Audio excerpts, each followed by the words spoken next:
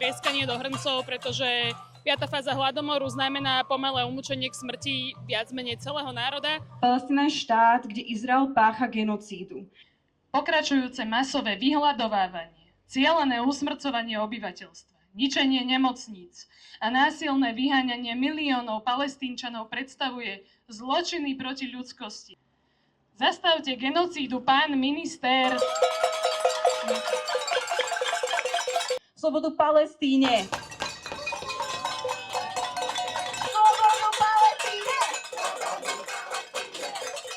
I feel sad and angry, but in the same time I feel confident and comfortable with all these people around me that they have the same feelings as me, and hopefully that more people will hear us, they will see the truth, they will open their eyes. So free Palestine.